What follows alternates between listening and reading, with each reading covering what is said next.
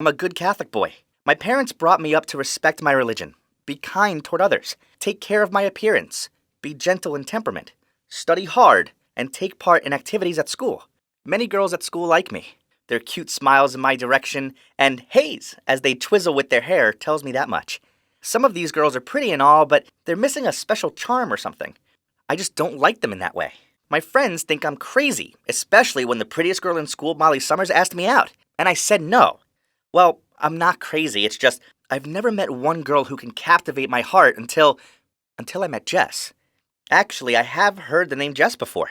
She was a rebellious tomboy with short, scruffy hair. She was nearly always late to class and often said rude things to the teachers. Not only did she have a liking for breaking the rules, but she even led a gang of troublemaker boys in school. This always secretly made me laugh. These rowdy boys couldn't see how lame they looked being under the control of a girl. Although I heard her name for a long time, I never thought that one day I would encounter her. This was a gloomy Monday morning. I managed to miss the bus, so I had to run to school. Running late and terrified about getting detention, I was rushing at full speed from the entrance to the classroom. I ran around the corner and banged face first into Jess. She screamed out, then fell on top of me. We banged our heads painfully and our lips touched.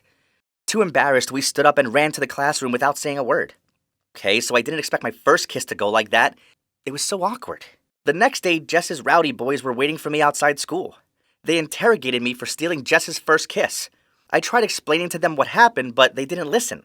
Instead, they tipped out the contents of my rucksack, then told me to stay away from Jess.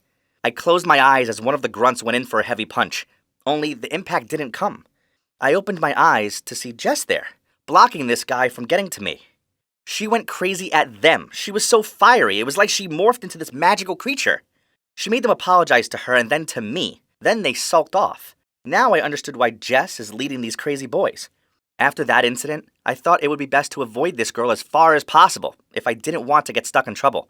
But then some things happened that changed my mind. Once I had just finished an extra night shift at the cafe I work in when I saw an old lady struggling with a pile of groceries in the opposite supermarket. I was about to cross the street to help her when I saw Jess there. She was so focused on her phone that she trampled on the old lady's tomato. This made me mad, and I was about to go and tell her so. Then I saw her take her backpack off and grab all the things on the ground. Was she seriously going to steal off an old lady? But no. Instead, she handed the backpack to the old lady and quickly carried all the remaining plastic bags for her. The old lady looked both shocked and thankful. I felt bad for thinking the worst of Jess. Another time I saw that she was feeding a wild cat. When she saw me, she quickly stood up and left. Those small, silent actions were far different from her appearance. And I fell in love with this girl. I couldn't stop thinking about her. She literally wouldn't budge from my head. I knew that I needed to come clean to her about my feelings, so I asked her out on a date. The first time, she panicked. She swore a sentence and left. But I dared to ask her again. And this time, she just coldly replied, "So let's try." I'm happy like crazy because I know that despite her cold and careless appearance, she's really warm and adorable inside. I told my friends and they massively overreacted. They said they knew she was trouble, as they'd seen her fight, and they told me to go and date Molly instead. When my teacher saw us walking hand in hand in the park, she phoned my parents and told them that I was dating a spoiled, disgusting, and destructive girl, and that she would probably ruin me and drag me down with her. My parents were mad. They longed for me to find a nice Catholic girl, and they thought Jess would corrupt me. I explained that Jess was different, and they eventually agreed to give her a chance. My mother said the whole family would go for a picnic at the park on the weekend and asked me to invite Jess to join us. I was so happy I honestly believed that when my family saw how great she was, then all their reservations would vanish. Jess surprised me that morning when I arrived to pick her up. It was the first time I'd seen her wearing a dress and makeup. I walked alongside her happily, partly because my girlfriend was too pretty, partly because she was willing to go change herself for me, even though I didn't ask her to do it. Everything went smoothly. My parents' first impression of her seemed very good. That made both me and Jess feel much more comfortable. We were having fun chatting when a bird from nowhere came flying and pooed on Jess's lovely dress. She jumped up in panic immediately. She shook her dress like a rag and threw a bunch of dirty words right in front of my parents, who gave her unimpressed glares. She ended up kicking the whole picnic basket that my mom had spent ages preparing over. Food scattered everywhere. Jess looked embarrassed and asked to leave. I frantically followed and took her home. I couldn't help laughing at the situation. It was a bit funny and she was so cute. Then I arrived home and saw my parents' angry looks. They told me to end it with Jess, as she was angry, brash, and rude. I know Jess just panicked. She didn't mean to flip out. It was just an unintended incident. Everything was going fine until that dumb bird messed it all up. Now I don't know what to do. I love Jess and don't want to lose her. How can I persuade my parents to give her another chance? And 8 years ago, I married my high school sweetheart, Julianne. Being around her just made sense, and I couldn't imagine not having her as a crucial part of my life. Our wedding day was a small ceremony done on a budget, but it was the best day of my life. Back then, our future excited me. I envisioned this magical adventure with the woman I loved by my side. And of course, one day, in the not-so-distant future, we'd have children. I made it clear that I wanted at least 3 kids, if not more. Julianne used to make a joke that I wanted a mini soccer team. I guess the truth is, I did. Only life doesn't always turn out the way you plan it to. And after many years of trying, kids still hadn't happened. I guess we were both in denial that there was a problem. Especially me. I put all my attention into my work. So doing overtime and weekend meetings now came before my wife. It was just so hard being around her and seeing her sad face. I know it sounds bad, but I began to resent her. I convinced myself that the reason we didn't have kids was her fault. One day I came back home late from work to find my wife in tears. She told me that she couldn't be in this unloving relationship anymore. Then she left me and went to stay with her sister. The realization hit me. I'd been selfish and uncaring, and now I risked losing the woman I loved. I went around to her sisters and begged for Julianne to forgive me. I promised her I would stop working all hours and make time for her. She forgave me and came home, and we continued to try for a baby. But 6 months later, and still nothing. We both had to face the fact that there was a problem. So we both went to the doctor for a fertility test. On the test result day, I had a work meeting I couldn't get out of. I asked my wife to move the appointment to another day so we could go together, but she said she was on edge and not sleeping properly. She needed to know the results as soon as possible. I came home to find her curled up on the couch staring into space. When I asked her what was wrong, she burst into tears.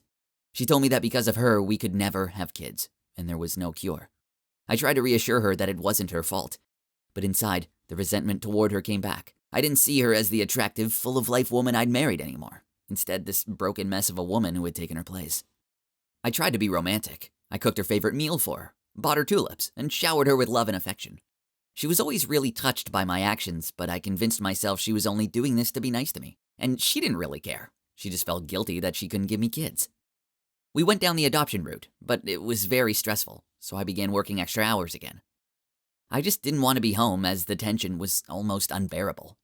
Then this new girl called Stacy started at work. She was so pretty and full of life, she reminded me of how my wife used to be. At first it began with harmless flirting. Whenever our company went out for dinner, she always sat with me. We talked a lot, and I liked that feeling more than what I had to deal with at home. This escalated, and I ended up spending the night with her. I told myself it was a one-off, but she was always there with this glowing look about her, and I just couldn't resist. I ended up having an affair. I was so full of lust, and spending time with Stacy was all I could think about. My wife was so distant and moody, it just wasn't the same with her anymore, and we couldn't even have kids. Stacy was the only good thing going in my life, so when she told me she was pregnant, I was shocked, but also extremely excited. Finally, I'd get to be a dad. I told my wife the truth. She cried at first and yelled at me. When she learned about the baby, she gave me such a hateful look, and then she shrugged and said, "Whatever, go and marry her then. I hope you have a great life together." Her tone was so calm, it was weird. She packed her bag and went to her sister's, and I moved Stacy into our house. We decorated the spare room into this amazing nursery, and life was good. Our baby boy was born, and holding his little hand for the first time was the best feeling in the world. I'd helped create something so perfect. My dream had come true. I was finally a dad. For our son's first birthday, we held a big garden party.